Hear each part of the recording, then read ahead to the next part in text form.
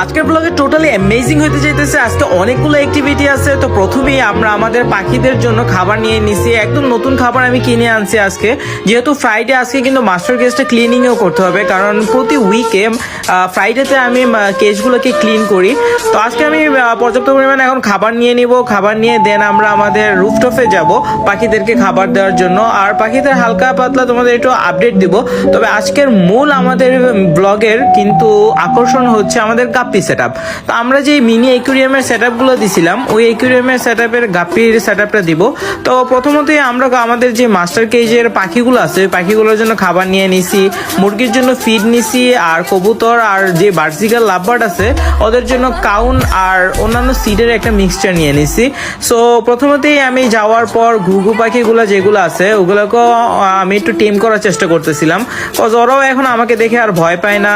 তো আমি গেলে ওদের সামনে খাবার দিলে ওরাও খায়। কিন্তু ঘুঘু পাখি কিন্তু কখনোই পালা নেয় না। তো তোমরা যদি কেউ ঘুঘু পাখিকে কেজের বাইরে ছাড়ো তাহলে সে আর ফিরে আসবে না। কিন্তু কবুতর বা বার্জিগার বলো বা প্যারট জাতীয় যেগুলো বলো, ওগুলোকে ভালো মতো টেম করলে কিন্তু ওরা হ্যান্ড টেম হয়ে যায় আর ওরা পোষ মানে পালা মানে। তো এই যে বার্জিগারটা আছে ও কিন্তু আমার একদম ফুল টেম হয়ে গেছে, কজ আমি ডেইলি রুফটপে যাওয়ার পরে ওকে একদম হাতে নিয়ে নিয়ে খাওয়াই। ওর যে পছন্দের খাবার ওটা হচ্ছে তোমার কলমি শাক। সো এই ভেজিটেবলটা কিন্তু খুবই পছন্দ করে। লাভবারটা এখন আমাকে ভয় পায়, ও এখনো টেম হয় নাই। তো অন্যান্য পাখিগুলোর মাঝে এই বার্জিগারের ওয়ান পেয়ার খুব ভালো মতো টেম করছি। তো দেখতে পাইতেছো কেজটা কিন্তু বৃষ্টির কারণে এবং অন্যান্য কারণে অনেক ক্লিনিং এর প্রয়োজন এখানে। সো আজকে ফুল ক্লিন করব এবং সবগুলোকে সুন্দর মতো গুছাবো।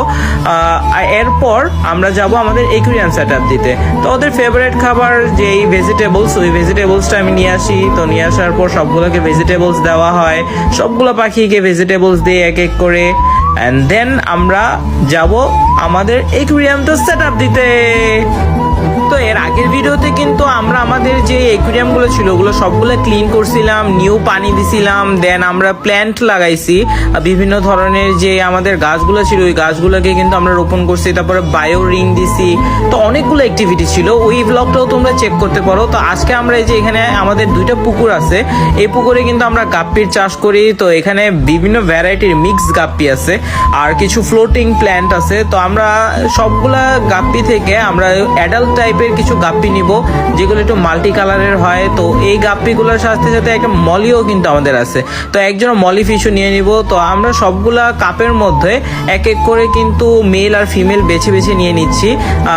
তো সবগুলোকে পেয়ার দেব, নিউ পেয়ার। আর যেহেতু এখানে এই যে পানিগুলো আছে